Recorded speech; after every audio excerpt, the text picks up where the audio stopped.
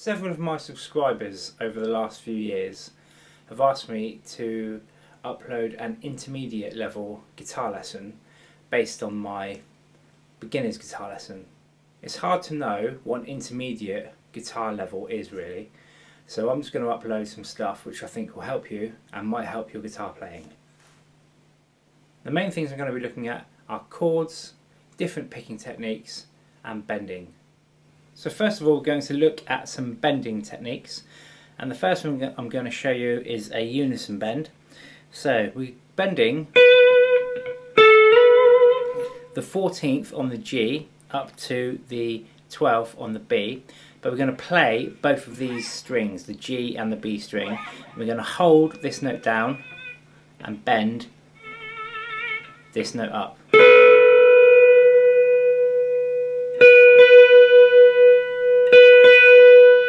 So they should eventually reach the same pitch.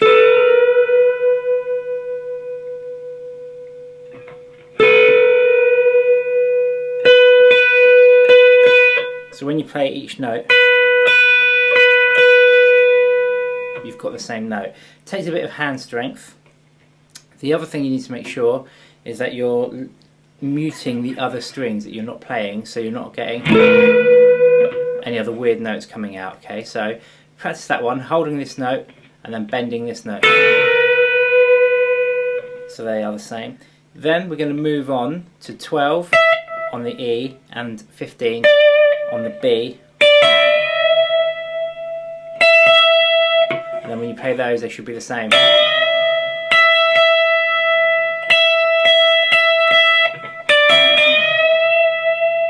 Okay, so have a go at this in different positions.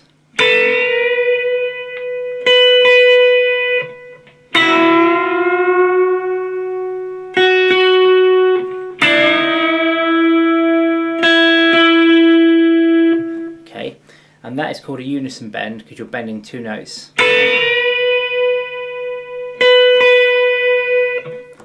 And making them one. So the next bending technique we're going to look at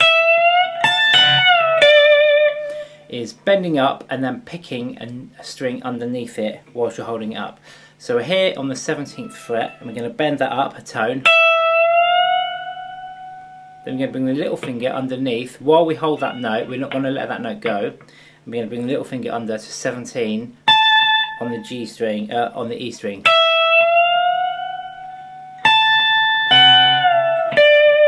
And then we're going to let that down. So with the right hand, we're just picking.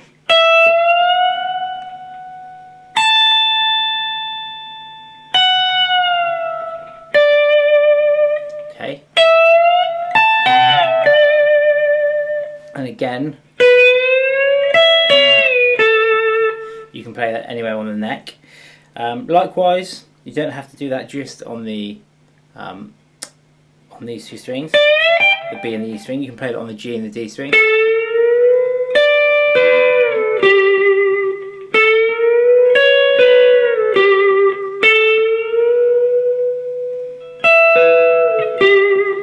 You can play that anywhere. So practice it in different places around the neck again to build up your hand strength and to get used to hearing the notes when they're in tune, because you want to make sure that the notes are in tune. You don't want to be like,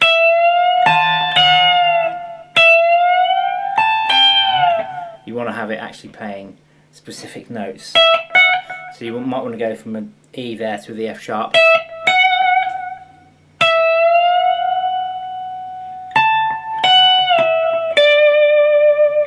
So make sure that your intonation is correct as well. So now we're going to play a little lick where we're going to be playing more than one bend in the lick. Here's the lick and then I'll show you how to play it. Okay, so I only picked the first note. The rest of it is all legato, so it's all done with the left hand, not with the right hand. If you need to pick more of the notes to get them to ring out, then you can. But we're playing 5, hammer down onto 7. We're going to bend that up a tone.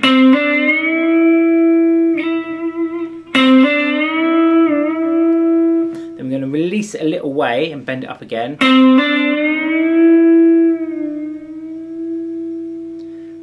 Okay, then we're going to slide up to 9. and bend up to the G on the 12, so that's terrible.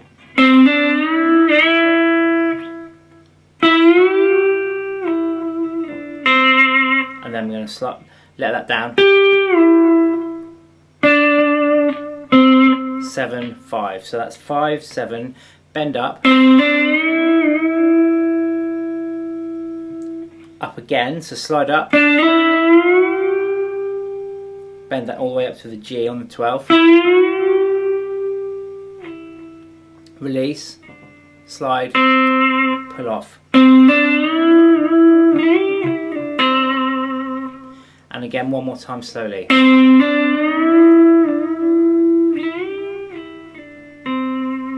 So again, if you need to pick some of those notes, then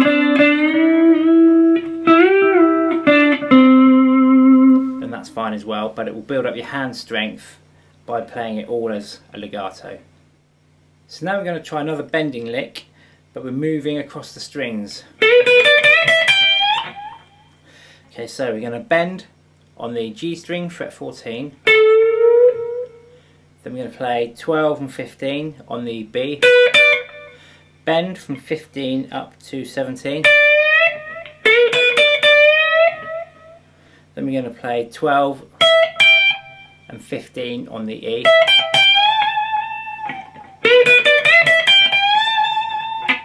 And again slowly, so 14 up to 16.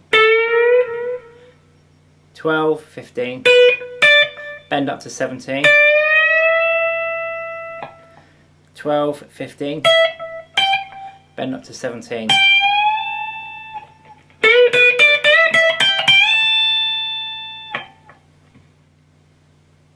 So now we're going to be bending with each finger.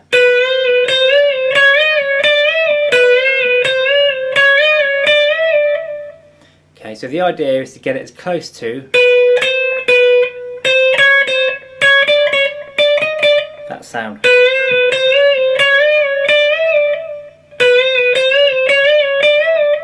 Okay. Because you're bending a semitone at a time. So we're going to bend 12, 13, 12. Second finger, 13, 14, 13. Third finger, 14, 15, 14. And fourth finger, 15, 16, 15.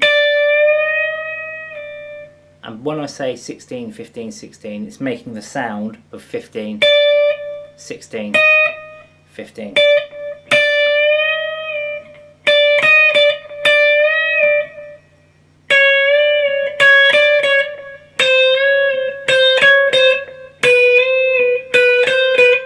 Okay, so one more time, 12, 13, 12. 13, 14, 13.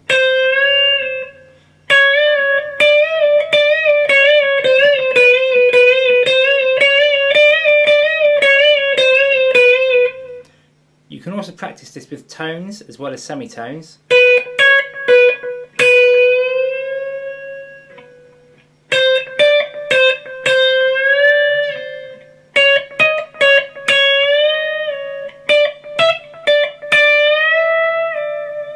And again, practice it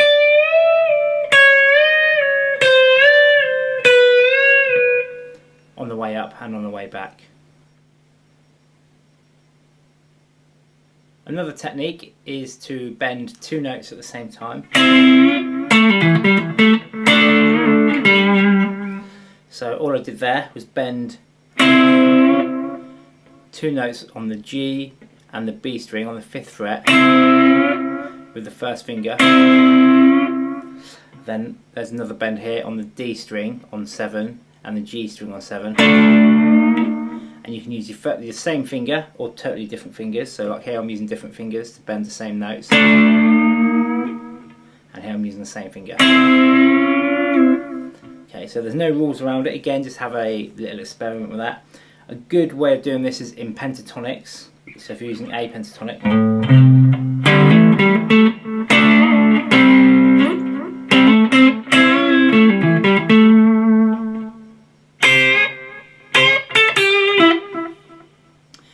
So just have a little go at that. So there, I was bending the 8th fret on the B and the E string. So just have a little go around an A minor pentatonic.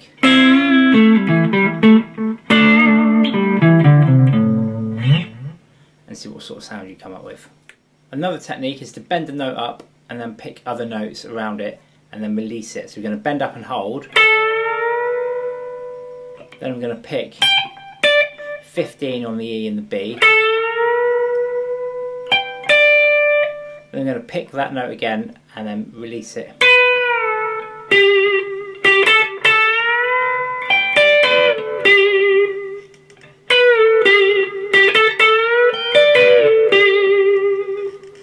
Okay, so again, you don't just have to use these.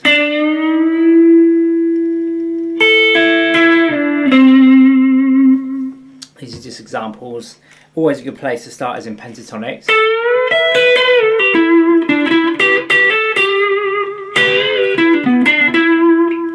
Because they're always good for playing bluesy type licks. So let's have a look at some chord techniques. First of all, sliding into chords.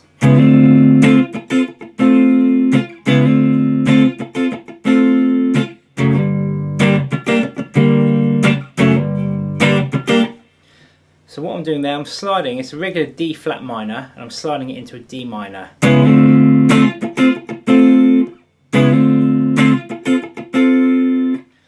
I'm sliding an F sharp minor into a G minor.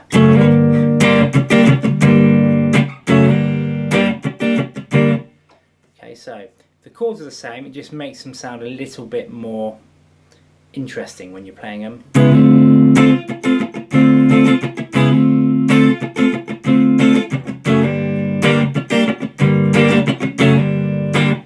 Okay, so again, this can be done with any chord.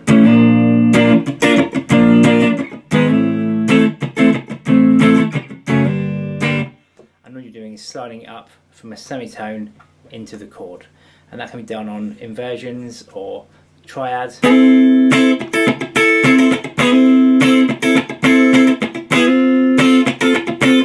Okay, and again, it just makes your chord playing sound a bit more interesting. Another thing you can do with chords is hammer your chords in. So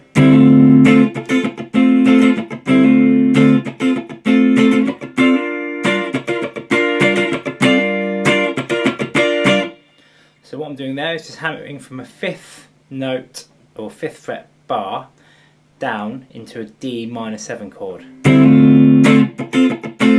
If you don't know these chords, I'll put a link in the description on a good chord lesson.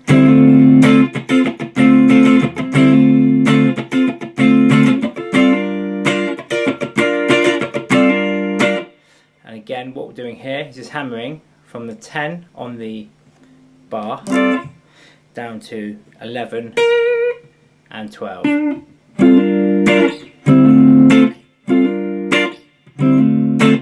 a good way to get used to this technique is to pick some chords. So let's say we're going to play minor, major, minor, major. Okay, so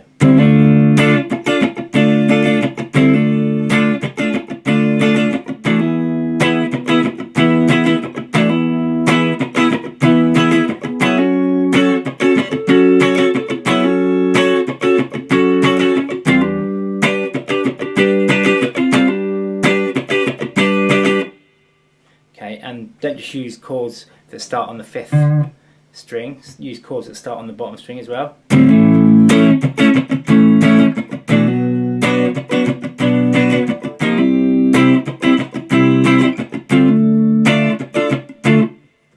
then practice that all around the fretboard.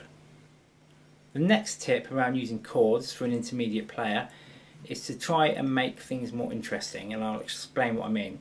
So there's a song called Sugar by Maroon 5, which has 4 chords, which are F sharp major 7, B flat minor 7, E flat minor 7, and D flat major. So if I just played that all the way through, it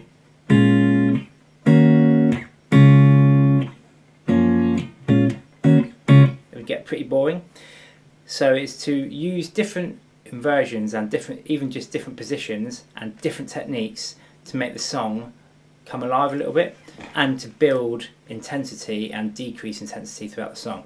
So for example, in the intro and the verse, you might just want to use, you wouldn't want to use that because that's completely the wrong chord. You might want to use,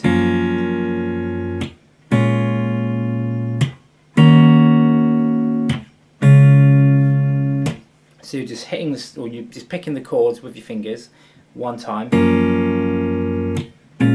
each time you go through the chord. Then when it builds up into a verse, you're going to do something slightly different. So we're going to pick.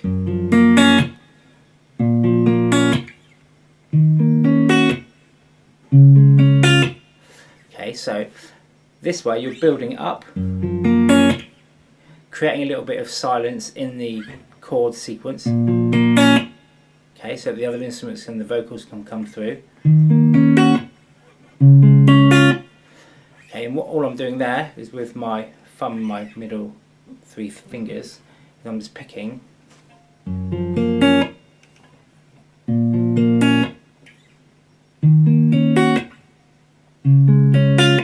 then killing the notes with my fingers. Okay, then when you come to the verse, or so the chorus, you might want to come into something a little bit more.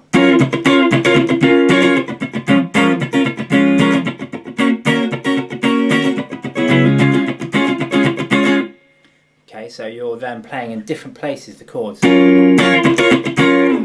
which is an F sharp minor 7, a major 7,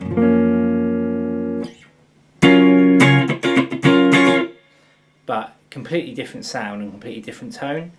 So that way you're changing the way a song feels throughout the song, because if a song sounded the same in the verse, the chorus, the bridge, the outro, it would be boring. You need to create that dynamic tension within the song, and you can do that by playing different chord place positions and using different techniques to change how they come across. If you want to know a good way to master the fretboard, this is probably a good place for me to tell you about it. I've got a video here which explains the method that I've been using for a few years to become better equipped on the fretboard. So now let's have a look at picking. So we're going to start off by looking at picking dynamics. So picking dynamics is simply how hard and how soft you pick. So if I pick like this, very softly, I get a totally different tone to if I pick like this, very hard. And you want to be able to control that. So a good exercise is to pick a scale. We're just going to go with a pentatonic, just because everybody knows it. And we're going to pick soft, hard, soft, hard. And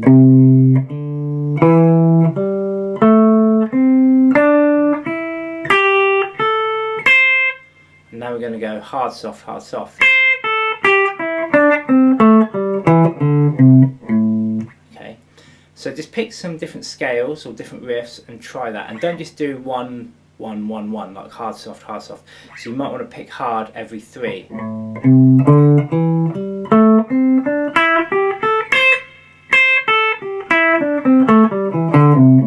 Or every 4.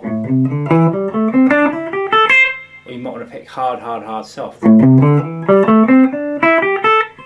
Okay, so practice that maybe with a metronome or drum beat until you've got your different picking dynamics sorted. Next we're going to look at alternate picking.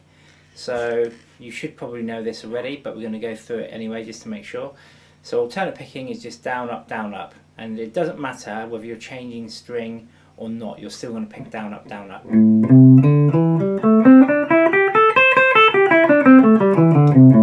Okay, so picking hand, slow motion. So picking hand slowed down.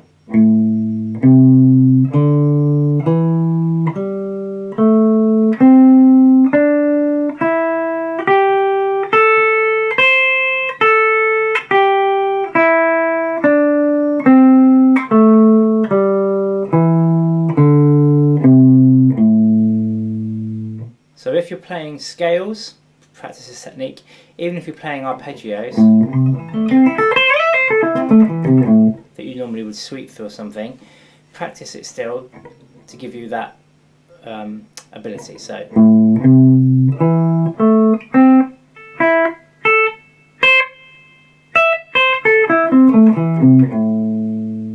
okay, so whether you're playing scales or whatever, try and practice it both ways, alternate picking and the way that you normally do it. If you want some scales and modes to practice with your alternate picking, there's a link here. Economy picking. So economy picking is where you pick alternately, but you pick alternately in patterns to make it easier to transition between strings. So if you watch my pick, I'm going to play an A minor scale, alternate pick, then economy pick, and you can see the difference.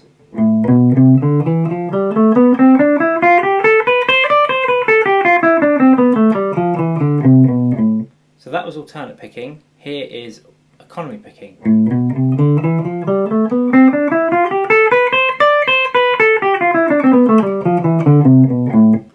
Okay, so the difference is I'm picking 3-note patterns. So 1, 2, 3. Now instead of hitting the next string with an upstroke as I would in alternate picking, I'm carrying on with my downstroke picking. And the reason it's called economy picking is because once I've gone from here, I'm already resting on this string, and then I'm literally just following it through.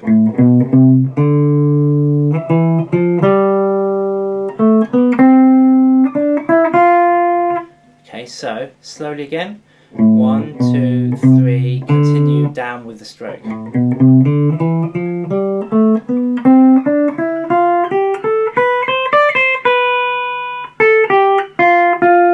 Okay, then when you're coming back up, you're doing the same thing, so up, down, up, down, up, down, up, down, up, down, up. Now, when you're changing position, you want to change position on a 2 or a 4. And what I mean by that is 1, 2, 3 is where you would move, yeah? Because you're moving on a 1 or a 3. So you're going to go 1, 2, 3, 1. Now, you could go there because you're continuing with that downstroke. Down, up, down, down, down, up, down, down. Okay, so you move across on a 1 or 3, but when you change direction, you want to hit a 2. So let's go to the end of here. 1, 2, 3, 2. 1, 2, 3, down, up, up, up, up.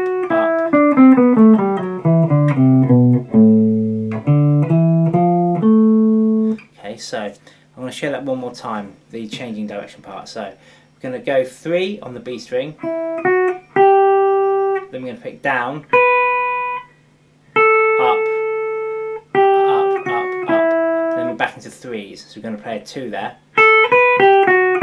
and then back into 3. 1, 2, 3. Carry on with the downstroke. Okay, so left hand wise is not really important what I'm doing because you can use this for any scale. It could be a major, a minor, a pentatonic, a blues scale, whatever. But it's the changing position or direction which is what's important. So again, if you're coming up,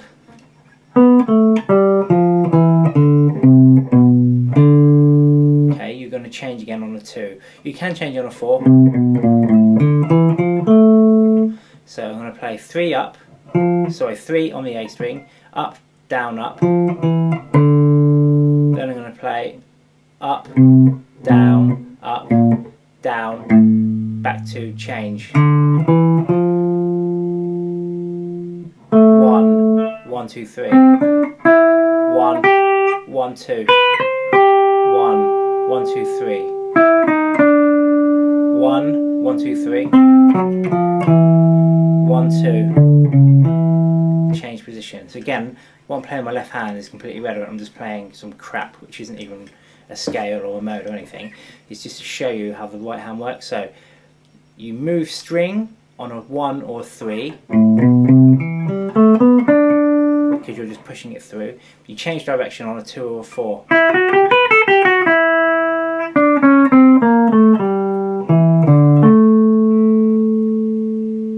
And that is how economy picking works. String skipping is where you skip a string, funnily enough. Okay, so what I did there is played A on 5, 7 and 10. A 5 on the bottom string, 7 on the D string and 10 on the B string. So skipping string. Okay. Now again, you can do this in alternate picking.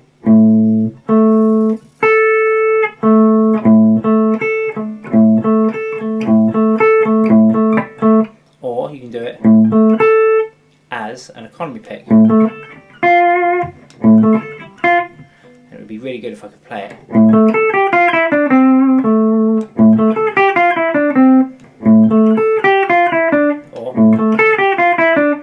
So again, practice your different scales, your different modes. A good way of practicing this is to play a minor pentatonic scale, but instead of just playing it, you're going to play the octave of each note after you've played it, and you're going to play it 2 strings down.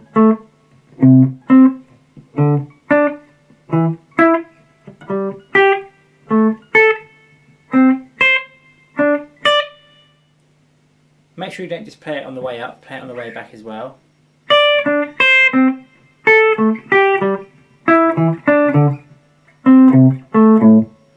Okay, again you can play that as a down and an up, or an up and a down.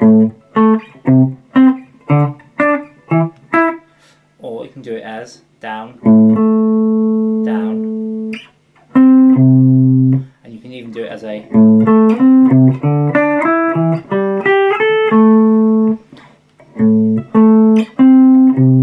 so it's almost like an economy picked exercise as well.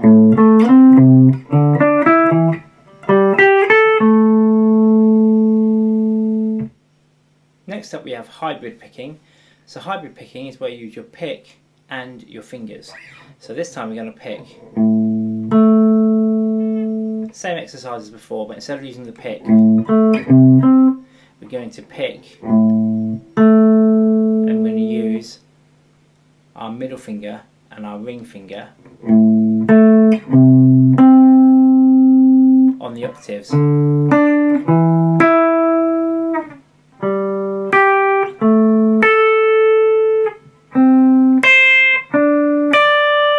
Okay, so what I'm doing there is we're playing the octaves again in the pentatonic, and I'm playing 5 on the bottom string, then the 7th fret on the D string, I'm using my middle finger.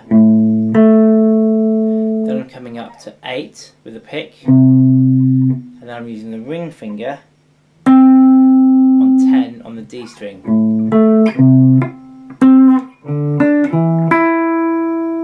Okay, so slowly again.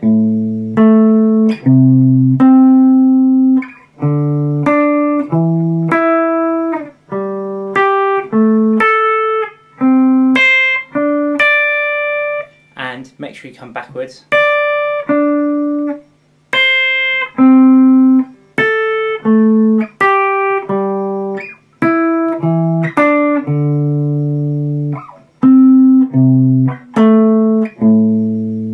Okay, then when you've got to there, you can practice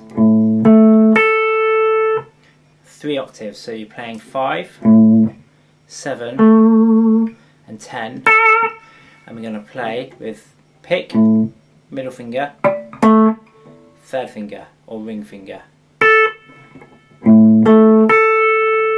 Then we're going to come to the C and play 8, 10, 13. Then we're going to come to the D, which is 10, 12, 15. And again we're using the pick, middle and this finger. You can use the little finger as well and get all of them involved.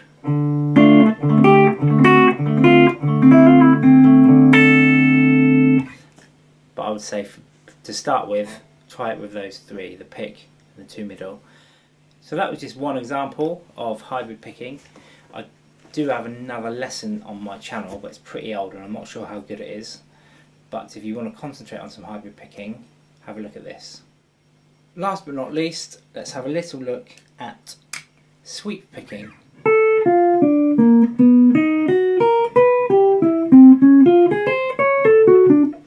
So sweep picking is literally sweeping the strings.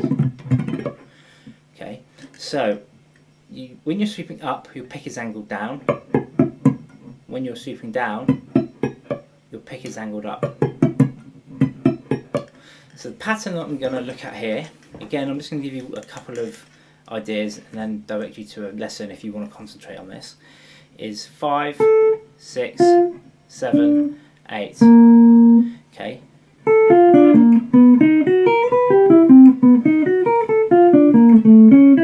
And then all I'm going to do is move that position around. So the main thing with string skipping is to make sure that you can only hear one note at once. If it's like this, that's more of an arpeggio. Okay, rather than that way you can only hear one of the notes at a time. So again, we're going to concentrate with the left hand on lifting off as we pick the other strings.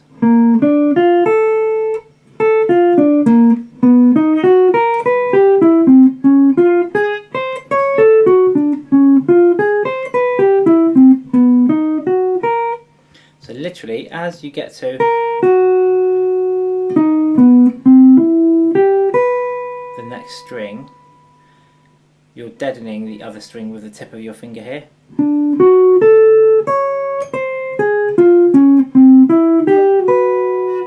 That was a bad one. Right.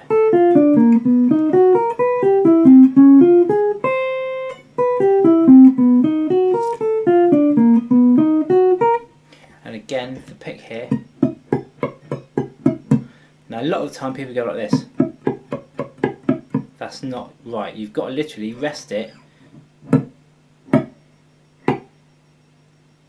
on that next string. You don't pick it and then pick the next string, you rest it. So now this is touching this string here.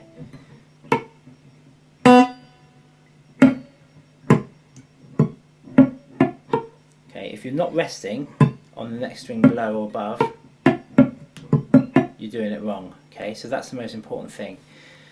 So again, let's try this little pattern. So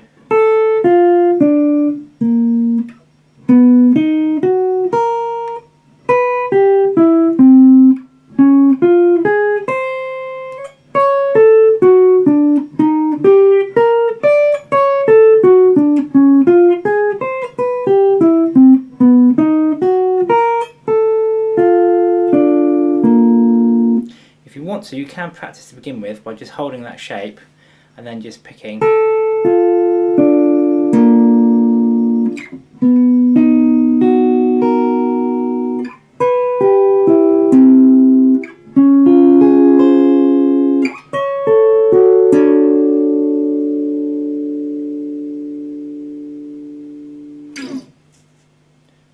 But anyway, if you want to concentrate on string skipping, here's a link to my lesson that concentrates on that. I hope you enjoyed that intermediate lesson.